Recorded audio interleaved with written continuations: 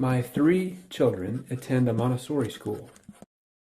And recently, a fellow parent told me of her own bright, engaged, inquisitive son who had attended Montessori for a few years until a job loss in the family forced her to enroll him in a nearby, free, conventional public school. As she picked him up from his new bus stop, day after day, she began to notice something. She said, "I saw the light in his eyes dimming. His flame was extinguishing." She didn't talk about her son's grades at the new school, nor about the teacher qualifications, class size, or extracurricular activities. She didn't talk about how he would compete with China or increase our GDP. She talked about the flame inside him, dimming, extinguishing. To me, the fanning of this inner flame, the inner drive to learn and to develop, is the core contrast between Montessori schools and conventional schools. Conventional schools assume children need incentives for learning.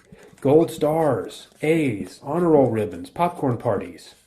If they don't respond, they must be dealt punishments, bad grades, trips to the principal's office, etc.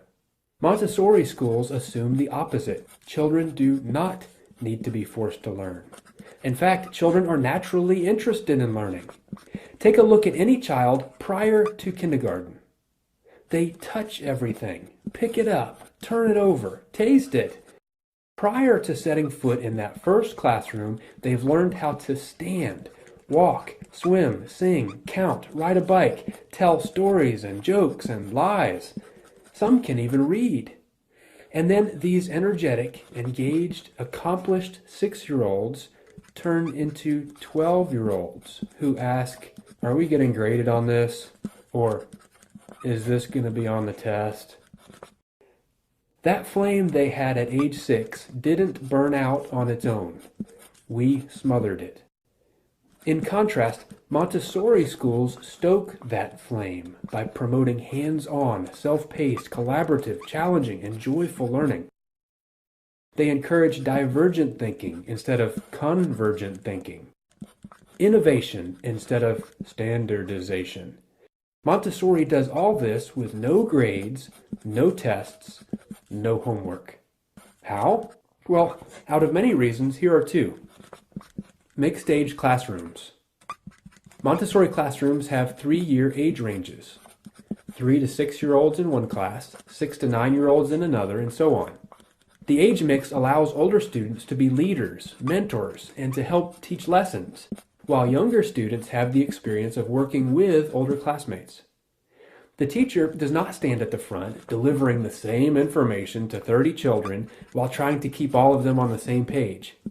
Instead, the teacher moves around the room, working with students, one-on-one or in small groups. The age mix allows a child working on, for example, addition, to sit near another student working on multiplication.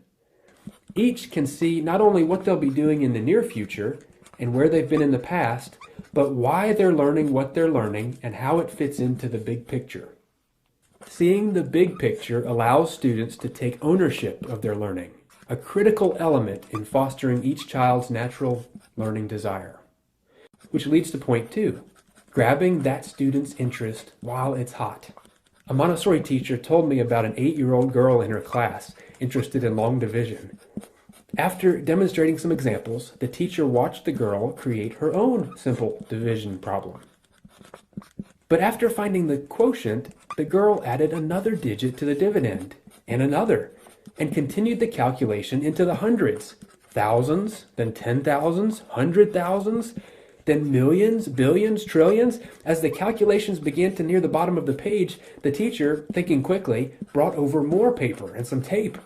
Hours later, when the girl decided she was done, there were so many sheets of paper taped to each other that when the teacher taped the first one to the ceiling, the last one hung all the way to the floor. Children in Montessori follow their interests wherever that passion leads, however quickly it leads them, regardless of what other students in the class are working on. Can you imagine this little girl having any problem whatsoever with calculus in high school when she already does ceiling-to-floor long division problems at age 8? Can you imagine the look in her eyes when her mom picks her up from school?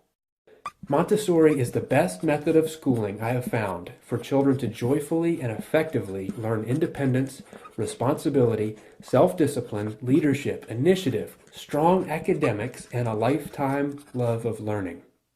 I urge you to visit a Montessori classroom to see for yourself. Sit in a class for 30 minutes. See the light in the children's eyes.